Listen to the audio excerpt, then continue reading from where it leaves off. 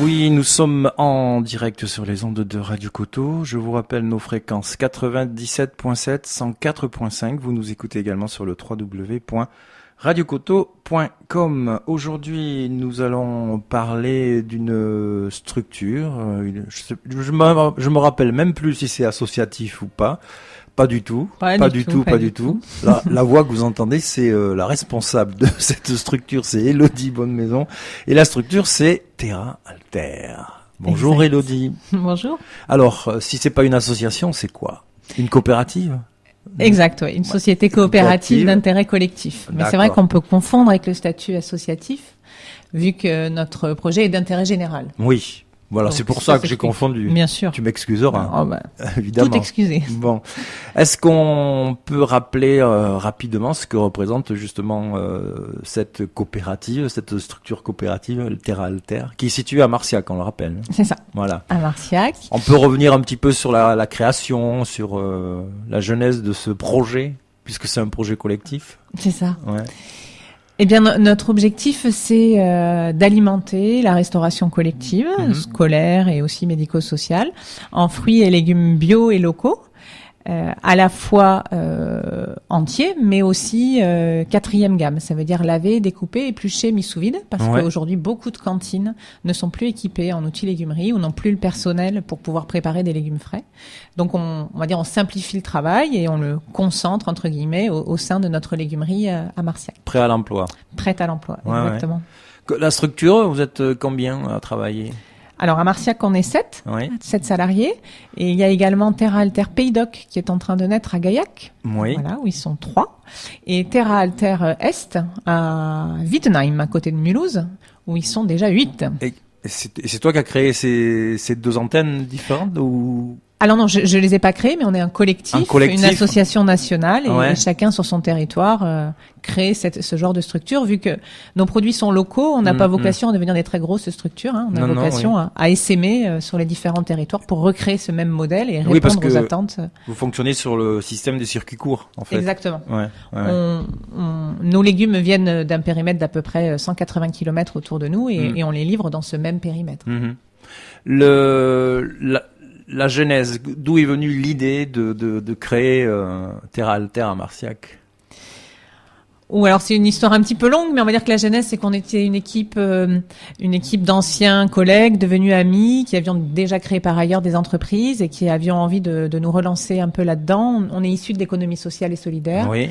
On pense que le développement des territoires ruraux passera par la création d'emplois dans les territoires ruraux et que c'est un sacré défi. Si effectivement la vision est strictement économique, on n'a pas forcément d'intérêt majeur à s'installer à Marciac. C'est sûr qu'il vaut mieux aller en banlieue toulousaine. On va dire l'activité est plus dense.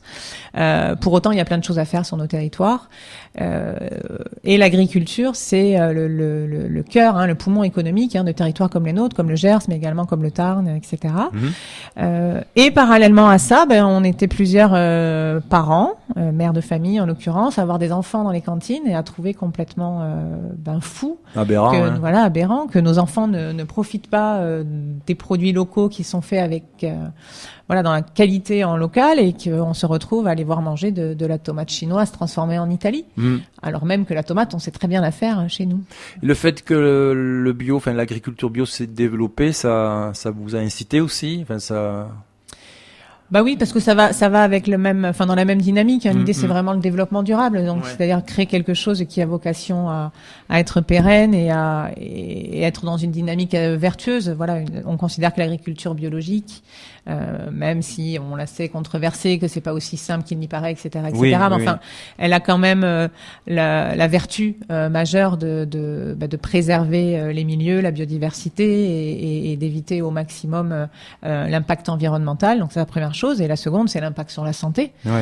Malgré tout, la présence des pesticides, ça commence vraiment à sortir de manière très forte, mais on se rend compte que c'est pas sans lien avec les problèmes de santé qu'on peut rencontrer tout autour de nous.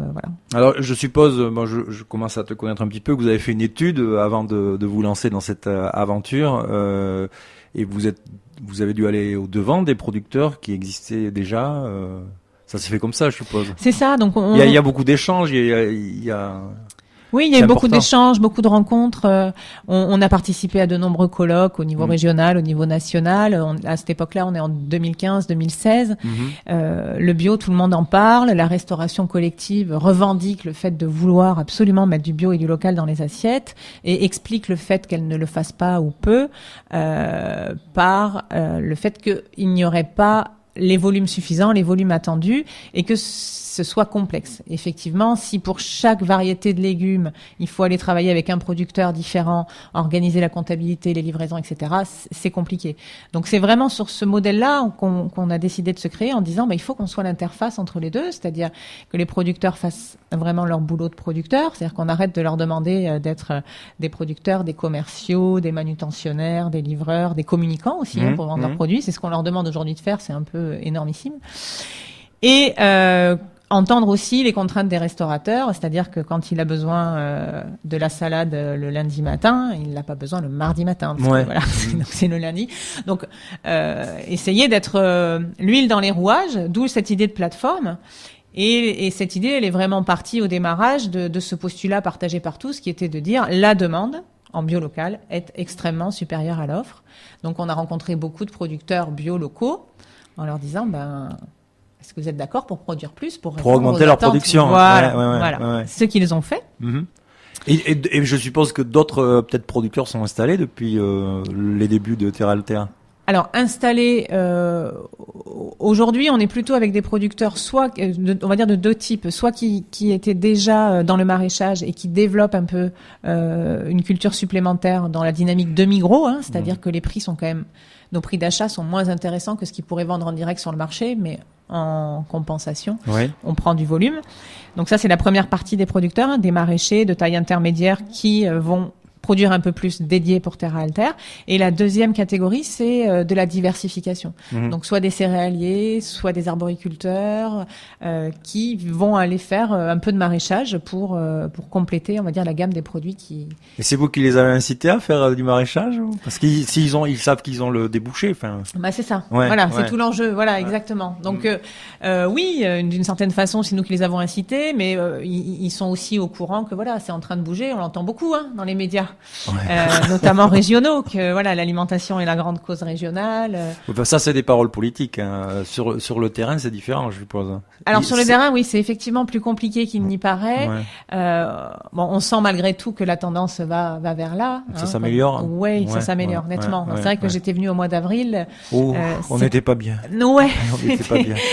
C'était un petit peu décourageant parce que voilà, quand on a démarré l'activité en 2017.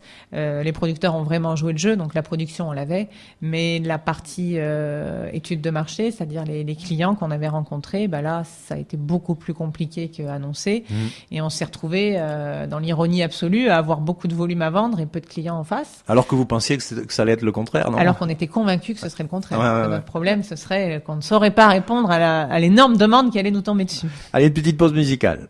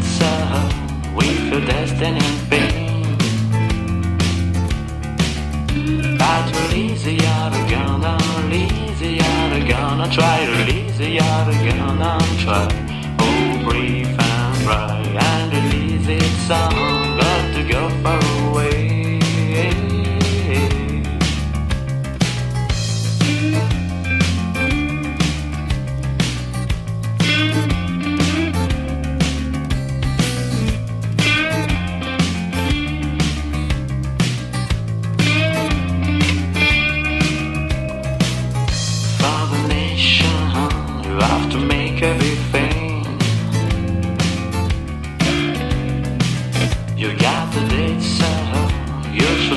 away. That's easy out again, now easy out again, and try, easy out again, and try. Oh, breathe and pray, I release this song, got to go far away.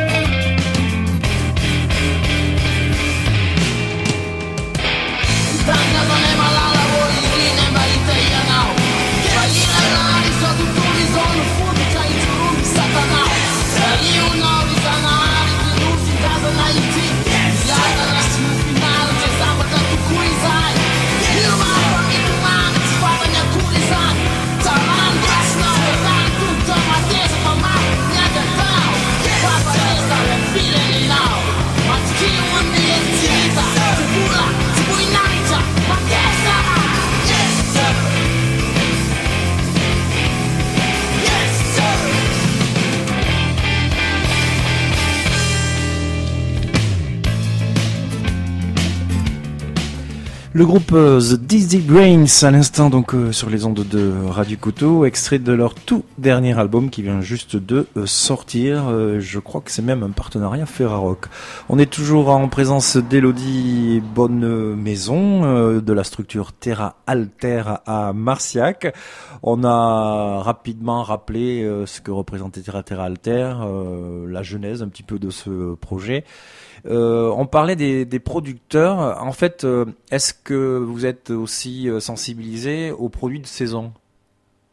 On va dire obligatoirement. La question ne se pose même pas dans la mesure où c'est 100% local. Ouais. On ne peut que s'adapter aux saisons. Mmh. Donc c'est sûr qu'on n'aura pas de tomates à Noël. Ouais, voilà. Ouais. Et que on n'aura pas ou très peu de choux au printemps. Voilà. Donc ça aussi, ça fait partie des contraintes et des explications qui font que c'est pas si évident que ça de repartir sur ce type d'approvisionnement pour la restauration collective, parce que c'est des décennies d'habitude de pouvoir accéder à tous les types de produits en toute saison. Mais avant, on mangeait bien comme ça. Bien sûr. Oui. Mais avant, il y avait une personne dans chaque village pratiquement qui faisait la cuisine pour les enfants de l'école. Exactement, c'est vrai. Aujourd'hui, on concentre des cantines, qu'on appelle d'ailleurs plus des cantines, mais des cuisines centrales, qui font un travail de préparation de repas. J'ai en tête ce qui se passe sur Toulouse. C'est des cuisines centrales qui font 32 000 repas par jour. Donc c'est une usine de production de barquettes, parce qu'en l'occurrence ça part en barquettes, qui vont ensuite être livrées dans les différentes écoles. Dans le cahier des charges, produit de saison, c'est important, enfin, dans votre philosophie, si on peut appeler si c'est une philosophie quand même. Alors oui, c'est complètement une philosophie qui, comme tu dis, hein, on revient à des choses basiques, essentielles, et puis de mon point de vue un peu vitales. C'est-à-dire, on va se reconnecter un peu à la réalité du monde, de l'environnement, de la nature. Naturel, oui. Voilà. Exactement. Est-ce que c'est vraiment très grave de pas manger de tomates à Noël? Au final, moi, je le vis très bien. J'ai pas de carence. Hein.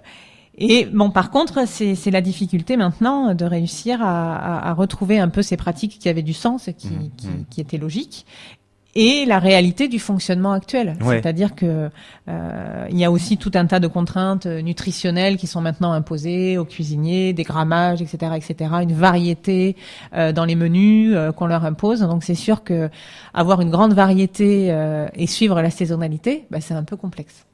Et pourtant, il faut suivre les saisons, il faut suivre la nature. C'est plus logique. Hein, oui, c'est plus logique, mais on a rajouté des contraintes en fait, les unes sur les autres, ce qui fait que maintenant, essayer de démêler l'essentiel du facultatif, c'est pas simple en fait. Alors, voyons, on va parler du fonctionnement de Terra Alter. Une journée basique. Ça se passe comment?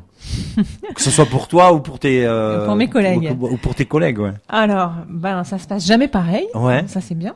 On ne s'ennuie pas. Ouais. Une journée basique. Eh bien, il y a une équipe qui répond au téléphone et qui note les commandes. Ouais. Alors ça c'est la bonne nouvelle parce que c'est vrai que j'ai été l'année dernière jusqu'à tester notre ligne fixe avec mon portable en me disant mais ce n'est pas possible, ça ne doit pas fonctionner tellement ça n'appelait pas pour commander. Il n'y avait pas de commande. Oh la solitude, oui. Donc là maintenant ça sonne beaucoup. Donc on a les commandes. Donc on a quelqu'un qui prend les commandes et quelqu'un qui s'occupe d'organiser la production et on produit, on essaye de produire d'un jour dans 3 jours. C'est-à-dire que pour faire notamment des légumes préparés. On peut vous commander 3 jours avant. C'est ça. Dans l'idéal, nous on est confort quand c'est la semaine d'avant quand même pour pouvoir programmer derrière les livraisons. Je trouve ça etc. hyper rapide en 3 jours. Bah oui, mais on a appris à être réactive. Voilà. Je dis réactive parce qu'on est beaucoup de filles. Mais c'est vrai. Voilà, la majorité l'emporte. Ouais, donc c'est réactive. C'est ça. Sur 7, on est 5. Voilà, donc on a une équipe qui est dans notre laboratoire de légumerie, donc qui prend les légumes entiers, qui les lave, les épluche, les découpe, les met sous vide en fonction des commandes. Et on a un chauffeur qui va livrer des jours de livraison fixés et on livre sur. Il y a un circuit où vous mettez en place pour les livraisons. Oui, c'est ça. Alors là maintenant, on a 8 tournées différentes. Ah oui, donc on a 2 véhicules qui partent sur 3 jours, pendant 3 jours de la semaine, et on couvre tout le périmètre du Gers, potentiellement des Hautes-Pyrénées, même si on n'y est pas vraiment encore, la Haute-Garonne, pas mal, un peu les Landes, un peu le Lot-et-Garonne. Voilà. Alors justement, tu me parles de toutes ces livraisons. La dernière émission qu'on avait fait, c'était pas le cas. Enfin, il y avait des difficultés à trouver de la clientèle. Qu'est-ce qui a changé? Tu as encore fait du démarchage? T'as essayé de faire bouger les choses? Alors, on n'a jamais cessé d'essayer de faire bouger les choses. On a rencontré énormément de personnes, beaucoup de gens très enthousiastes, mais c'est vrai qu'entre l'enthousiasme de la présentation du projet, donc on est sur du commerce équitable, on est sur de l'agriculture biologique, on est sur un projet d'intérêt général, donc notre but n'est pas lucratif. Donc non pas qu'on cherche pas à gagner de l'argent, mais l'argent est réinvesti dans le projet collectif, donc ça vient engraisser personne entre guillemets. Donc tout ça. Ça fait qu'à chaque fois qu'on présente Terra Alter et nos produits, ça suscite l'enthousiasme. Mais après, la transformation en commande, c'était un peu incompréhensible, mais ça se faisait pas. Il n'y a pas le déclic. Ouais. Alors je pense qu'il y a un certain nombre de paramètres qui rentrent en ligne de compte. Je pense qu'il y a une vraie prise de conscience de la part des cuisiniers, avec une envie de faire. Donc ça, c'est très positif. Je pense que la loi, dont on a beaucoup parlé, la loi alimentation, n'y est pas pour rien non plus. Donc elle est en passe d'être validée et elle impose 40% de produits locaux, dont 20% de produits biologiques, dans les assiettes de la restauration collective. Donc je pense que tous ces éléments conjugués et le fait que ça aussi on était certainement un peu impatiente, mais il faut du temps pour que les choses poussent. Il faut. Donc on a planté beaucoup de graines et je crois qu'elles sont en train de germer, donc on est plutôt alors très positif. Tu viens de parler des cuisiniers. Alors je prends l'exemple du Gers au niveau scolaire, des collèges et des lycées. C'est le conseil départemental qui est responsable, non Alors oui, le conseil départemental. Alors c'est toujours le système français qui un peu compliqué. Oui, voilà. Pourquoi faire simple quand on peut faire compliqué? Donc ça on le fait très bien. Donc les compétences. Alors, voilà les compétences. Les écoles sont gérées généralement, parce qu'il y a toujours des exceptions, gérées par les communautés de communes. D'accord. Les collèges sont gérés par le conseil départemental. Très bien. Et les lycées sont gérés par la région. Tes contacts avec toi, c'est les cuisiniers directs? Alors, nos contacts, ils sont de tout niveau. C'est les élus. On a vraiment fait feu de tout bois. Ouais. C'est les élus, c'est les services du département, de la région, des communautés de communes, et également les cuisiniers. Et c'est vrai que quand le cuisinier est motivé, il fait remonter l'information. Vraiment, les choses bougent vite et bien. Et également, et là, ça, quand même, je tiens à le dire parce que c'est vrai que j'ai beaucoup communiqué en disant qu'on avait une vraie déception sur la restauration collective, sur ce démarrage, sur le niveau des commandes. L'exception qui confirme la règle, je dirais, c'est quand même le département du Gers et la politique dans les collèges. Il y a une véritable volonté, vraiment structurée, avec des agents au niveau du département qui se bougent beaucoup pour faire bouger les lignes. Ouais. Et les collèges ont été nos premiers acheteurs et ceux qui nous ont fait tenir le cap en 2017 et ils sont toujours là en 2018. Donc voilà, c'est vrai qu'on a toujours tendance à focaliser sur ce qui dysfonctionne. Ça fonctionne et bon, je pense que c'est important de le dire. Et on peut prendre l'exemple du collège de Masseube. Exact, celui de Masseube. Là hier, j'ai livré tout ce doche, Saligny, Carnot, Matalin. J'ai livré aussi Mauvezin. Bon, il y a toute une zone qui prend Plaisance. Ça représente un sacré volume en commande. Bah oui, ça commence, ça commence. Et ça, c'est bien, parce que les producteurs avaient produit du volume. Donc, il était quand même temps qu'on les vende. Je pose une question, vous stockez? Non, pas vraiment. Non, on est sur du frais. C'est du frais, un peu de sous-vide. Ah oui, mais alors le sous-vide, ça crée des DLC courtes malgré tout, parce que ça reste du frais. Donc on est sur... Alors DLC, c'est date limite de consommation. On est entre 6 et 8 jours. Maximum, c'est une semaine, quoi. Voilà, maximum, c'est une semaine. Donc on ne produit du prêt à l'emploi, donc c'est légumes découpés, que sur commande. On n'a pas de stock tampon en disant peut-être on va faire des carottes râpées, peut-être qu'on nous les achète. Non, c'est vraiment sur commande pour être au plus frais et livré au plus court, pour que les cuisiniers aient la plus longue DLC possible pour préparer les repas. En pourcentage, ça représente combien le sous-vide par rapport aux produits 60% de sous-vide et 40% de légumes entiers. Voilà. Et une commande moyenne à peu près Alors ça, c'est extrêmement variable. La moyenne aujourd'hui, c'est à peu près 200 euros par semaine sur des collèges. Et en volume, combien ça représente? Puisque ça pour avoir un ordre d'idée, ça commence à marcher. Ça commence à marcher. Au mois d'août, pour vous donner un exemple, on a passé presque 20 tonnes. Ah ouais, quand même. C'est impressionnant. C'est chouette, Alors le mois d'août, là pour le coup, en août, c'est fermé les cantines. Ben oui. Et là, vous voyez comme quoi le développement en milieu rural est possible. On a été sauvés et on est sauvés sur ces périodes-là par le festival de jazz à Marciac, parce que on livre le jeu, on livre des restaurateurs, et donc on a pu commercialiser beaucoup pendant cette période où les cantines sont fermées. Donc ça a été vraiment bien. Et le fait d'être sur place aussi, exactement. Oui. Et puis le bio local, ça parle aussi un peu au public des festivaliers. On est quand même en plein dans.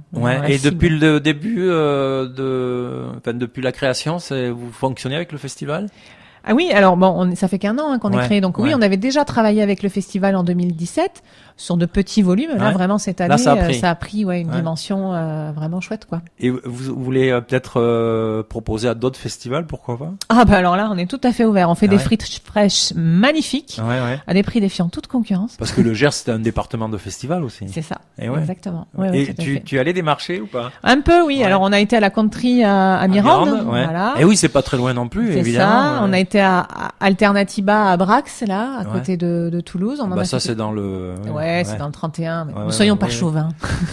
Et d'ailleurs, c'est une structure itinérante. Alternatiba, ils vont être à Auch là bientôt, je crois. Tout à fait. On devrait y être également. Je reçois un des organisateurs. On va reparler encore de ça, faut leur dire. Mais c'est pas possible. De manger des frites terre. Oui, il faut manger des frites terre. Non, le Tempo Latino, c'est pas très loin aussi avec. Oui, alors ça, on les a contactés. On s'y est pris un petit peu tard. L'année prochaine. L'année prochaine, ouais. C'est préparé très en amont, ces festivals-là. Et oui, aussi. On s'y est pris en avril, je crois. Avril, Ah oui, mai. ils sont obligés de toute façon. Et c'est ça, ouais, donc c'était un peu tard. Pour l'organisation. Alors, puisqu'on parle des clients, tu as développé pas mal sur la Haute-Garonne. Oui. Et ça s'est fait comment? Pareil? C'est ce dont on parlait un petit peu la dernière fois. Ouais. Alors la Haute-Garonne, on a un peu le terme local est compliqué parce que local c'est défini nulle part, donc c'est pas posé par la loi, c'est même pas posé dans le dictionnaire. Donc quand on dit légumes locaux, chacun entend un petit peu ce qu'il a envie d'entendre et sa définition. Et au risque d'être un peu provocatrice, malgré tout, local à chaque élu rencontré, local égale un peu son périmètre électoral. Ah. Eh oui. Ah oui. Donc, ce qui fait qu'on est tombé un peu sur des situations aberrantes, c'est-à-dire que quand on va proposer nos produits dans les Landes, bien qu'on soit à Marciac, à 25 km des Landes, on nous répond que c'est pas landais. Oui, vous êtes gersoise. On est gersois. Ouais. Quand on va les proposer dans les Hautes-Pyrénées, oui, ça on en avait parlé la dernière fois. C'est pas aux Pyrénéens, oui, on a 15 km, et puis on a quand même le tiers de nos producteurs qui sont aux Pyrénées. Alors voilà, c'est quand même un argument. Bien sûr, mais ça ne suffit pas en fait, parce que Terra Alter, c'est pensé gersois, enfin c'est perçu comme étant gersois. Quand on va dans les Pyrénées-Atlantiques, alors là, on n'est pas béarnais. Ouais. Voilà, on a beau être gascon, on n'est pas béarnais. Vous n'êtes pas de la vallée d'Ossau. C'est ça. Et les seuls qui nous considèrent comme des locaux, mais ma foi, c'est les Hauts-Garonnais, quoi. Ouais. Et en particulier la zone de Toulouse, parce que le Gers s'est intégré comme étant la région, quoi.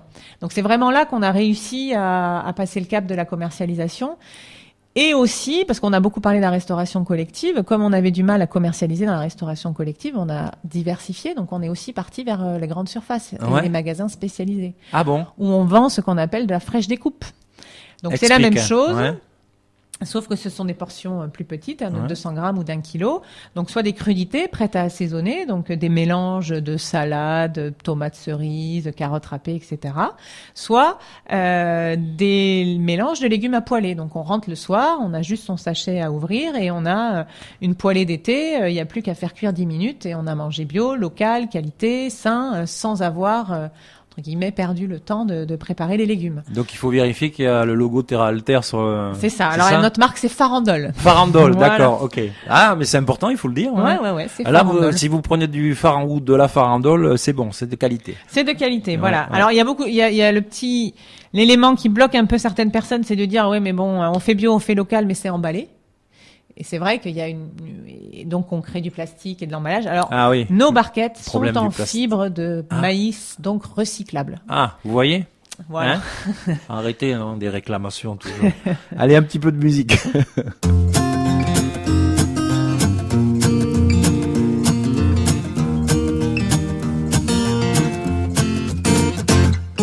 Levez les connards, l'esprit farceur, amuser la galerie par ces conneries. Face au comptoir, à la mer à boire, coup d'œil à l'assemblée pour commencer. Il tombe sur chagrin d'amour, qu'a pas le cœur au calembour. Elle est pas rentrée de la nuit, Julie. Y a des jours où c'est pas l'heure, et les quarts d'heure c'est pas le moment. Y a des moments où c'est pas le jour, et y a des jours où ça fait chier. Change de crèmerie, d'autres amis. Voilà Monsieur Yaka au Niagara. Encore un expert qui sait comment faire. Pas 36 solutions, j'ai pas raison. Y'a qu'à virer les incapables, tous les profiteurs, les minables. On est gouverné par des cons, j'ai pas raison.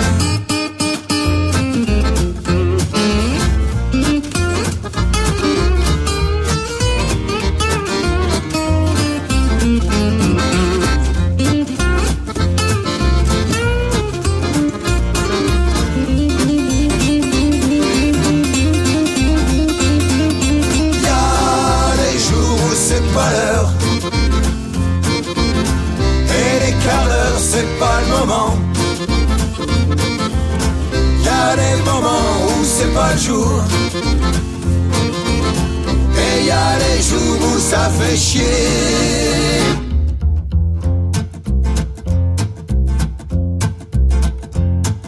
Levez les connards, l'esprit farceur, fatigué des conneries, salut la compagnie. Il quitte le comptoir, les habitués du bar. Bye bye l'assemblée, je vais me rentrer. Parti avant l'heure, beaucoup moins les connards. Les donneurs de leçons foutent le bourdon. Sorti du café, un peu d'air frais, une seule envie, appeler Julie. Y a des jours où c'est peut-être l'heure, il y a des heures où c'est le moment. Y a des moments où l'on savoure des nuits bien plus belles que les jours. Des nuits bien plus belles que les jours. Des nuits bien plus belles que les jours. Des nuits bien plus belles que les jours. Des nuits bien plus belles que les jours. Un groupe au nom improbable, Lénine Renault, il s'appelle. Nous sommes toujours avec Élodie Bonnemaison de Terra Alter à Marciac. On parlait des clients, enfin en Haute-Garonne plus précisément. Donc les collèges, les lycées, mais vous travaillez également avec les hôpitaux, je crois, avec les maisons de retraite. Oui, alors ça a été les bonnes surprises de cet été. Ouais. Les maisons de retraite, certaines maisons de retraite et certains hôpitaux ont commencé à nous commander. Ouais. Donc c'est vrai que les concernant, il y avait une problématique un petit peu particulière qui était celle de ce qu'on appelle le coût denrée, c'est-à-dire l'argent qui est disponible pour acheter les denrées alimentaires. Ouais. C'est très très contraint dans la partie médico-sociale. Ouais. Donc pour schématiser un petit peu, ils ont à peu près 5 € par jour pour acheter les denrées. Donc ça veut dire que pour une personne, ils ont 5 € pour pouvoir acheter de quoi faire un petit déjeuner, un déjeuner, une collation et un dîner le soir. Un dîner le soir. Ouais. Donc c'est pas énorme. Oui, voilà. Donc au final, si on essaye de faire des petits ratios rapidement, ça veut dire qu'ils ont à peu près 1,50 € pour faire un repas. Donc 1,50 € pour faire une entrée, une viande, un accompagnement, un fromage, le pain et un dessert. J'aime autant dire que c'était quand même très compliqué. Ouais. Visiblement, il est possible de bouger un petit peu le budget, de bouger un peu les lignes pour venir effectivement rajouter un peu d'argent pour pouvoir acheter des légumes bio et locaux, parce que malgré tout, faut pas se voiler la face, ça reste plus cher, donc ça faut quand même qu'on l'ait en tête tous autant qu'on est. Le bio local, ça ne sera jamais au même prix que le conventionnel des pays de l'Est. C'est quand même logique d'améliorer l'alimentation dans les hôpitaux, non?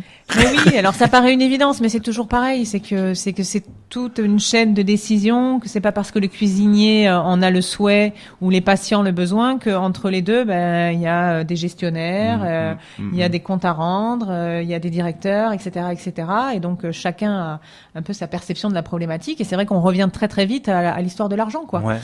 Et ça, c'est une question de fond. Hein. On a tous tendance à se dire, mais bon sang, si c'est local, ça devrait être moins cher. Il n'y a pas de coût de transport. Mais oui. Ben oui, mais non. C'est ça qui est complètement aberrant. C'est que le transport, en fait, clairement, on le paye pas à son juste prix, surtout au regard de son impact environnemental. Et quand on achète local, si c'est plus cher, c'est pas une histoire de transport, c'est une histoire de coût de la main-d'œuvre. C'est que, en particulier chez les producteurs et même nous à Terra Alter, quand on paye un salarié le SMIC, 1100 € par mois, il nous a coûté pas loin de 2000. Oui, il y a les charges, évidemment. Et c'est ça. Et mine de rien, c'est ça qui fait augmenter les prix, en fait. Hein. C'est vraiment pas plus compliqué que ça. Donc de se dire on va faire des économies sur le transport, ça devrait baisser le coût, non.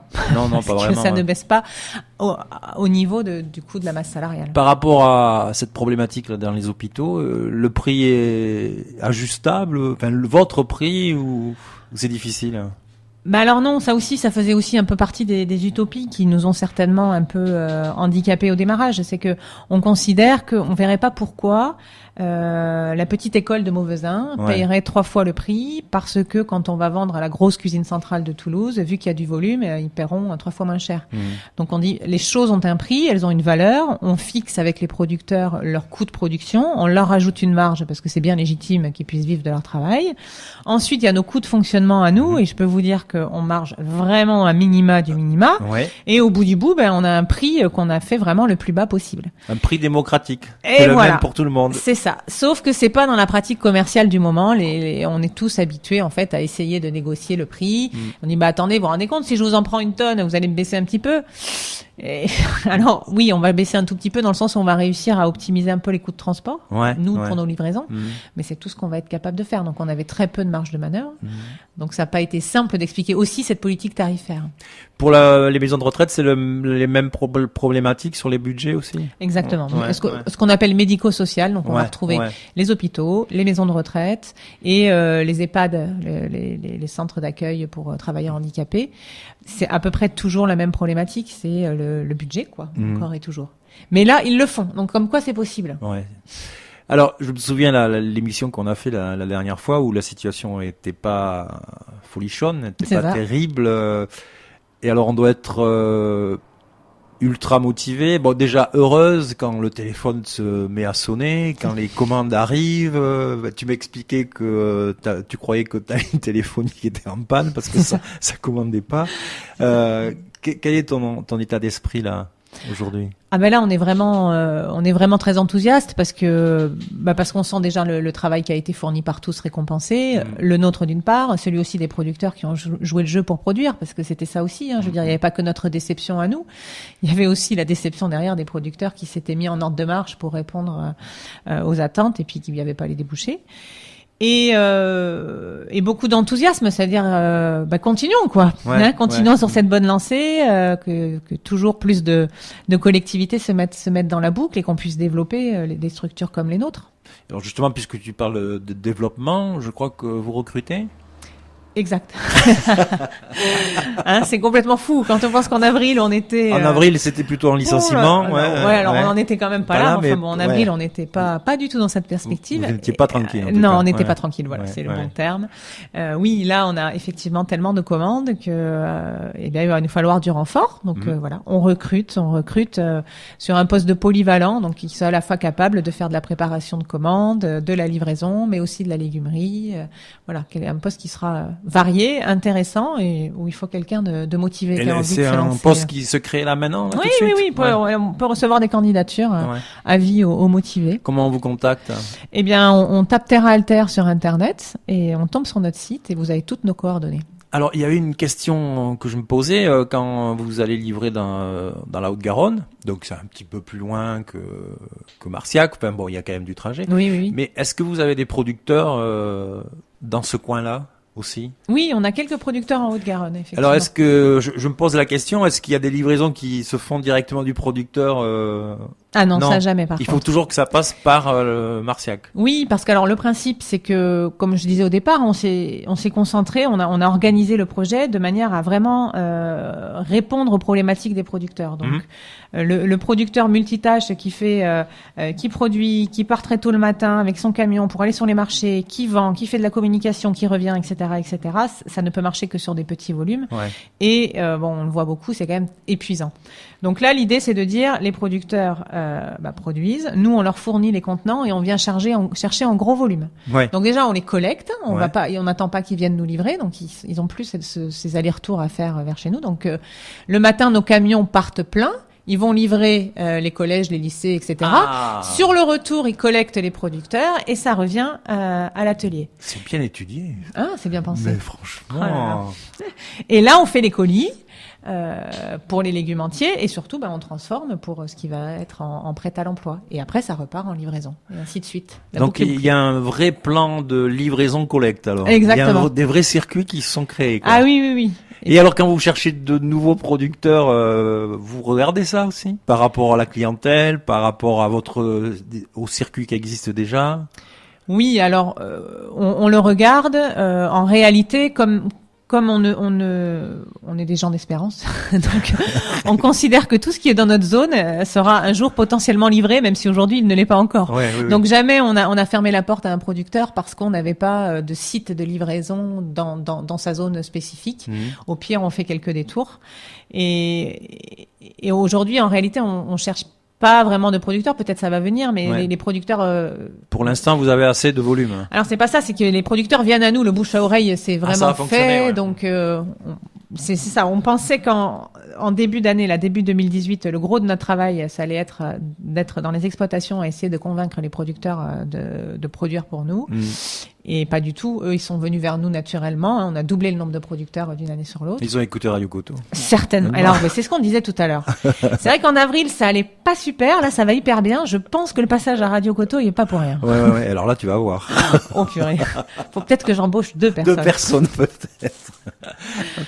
C'est mieux d'être dans positive, heureuse, fait que Terra Alter enfin démarre, parce que là on peut dire que c'est le vrai départ. C'est ça. Ouais. Exactement. Ouais. C'est ça. Jusqu'à présent, on préparait le terrain. Là, on récolte un peu ce qu'on a semé, donc c'est vrai que ça fait plaisir. Mais c'est vrai qu'on entend souvent dans des créations d'entreprises ou autres, ou coopératives, qu'il faut attendre au moins 1 an pour faire un premier bilan. Oui, peut-être qu'on a été un peu trop optimiste.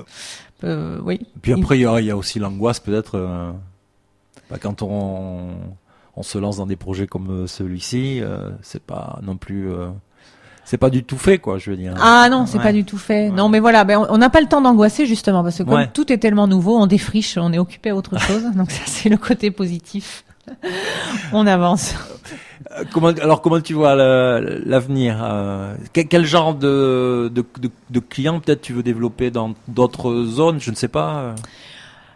Eh bien, de poursuivre sur la lancée sur laquelle on est. Donc c'est vrai qu'on a de plus en plus de lycées, mais on est encore loin d'avoir tous les lycées de notre zone. Donc il y a quand même encore un très gros travail à faire sur les lycées, avec la région en particulier. Ouais. D'autant que l'alimentation est la grande cause régionale de la région, enfin du conseil régional. Donc on espère vraiment que les choses vont se concrétiser avec les lycées. Et ensuite, malgré tout, on perd pas de vue cette part de commercialisation vers les particuliers par le biais des grandes surfaces et des magasins spécialisés. Et les restaurateurs, les restaurants? Alors, on l'a fait un petit peu. C'est vraiment compliqué. Ouais. C'est pas simple. Ce sont de petits volumes. Il faudrait livrer quasi tous les jours. Enfin, là, pour c'est faisable à Marciac, peut-être, à la limite. Voilà. À Marciac, c'est faisable. Ce n'est pas fait, mais c'est faisable. Non, mais dans une zone proche, quoi. Dans une zone proche. Ouais. Mais en réalité, là, pour le coup, je sens pas chez les restaurateurs, chez le gros de la troupe, encore trop le frémissement du bio. Quelques-uns, bien sûr, 608. Mais enfin, on n'est pas encore, on n'y est pas encore, là. Ouais, il y a un peu de chemin. Bien, je crois qu'on a fait à peu près le tour, Elodie. Moi, en tout cas, je suis très très content de te retrouver dans cet état d'esprit. C'est vrai que j'étais moi aussi un petit peu inquiet la dernière fois. Longue vie à Terra Alter. J'invite les gens à aller sur votre site internet. Et puis commander, quoi. Il faut commander. Évidemment. C'est aussi simple. Et bon appétit, oui, vous mangez bien. On se retrouve, je sais pas, dans quelques mois, on fera un état des lieux. On vous dira les bonnes nouvelles, comment on est passé de 7 à 12 salariés. Tellement on avait de commandes. Alors oui, s'il y a des gens qui nous écoutent, il y a une création d'emplois. C'est ça qui est important aussi. Bon, il y a un coût, mais vous avez créé des emplois. Exact. Et on a créé des emplois et on réserve 1/3 de nos emplois à des travailleurs en situation de handicap. Voilà. Parce que tout le monde doit pouvoir avoir accès au travail. Exactement. Ça, c'est beau. N'est-ce pas? C'est une belle fin d'émission. Merci beaucoup, à bientôt. Merci, à bientôt. Au revoir, Elodie.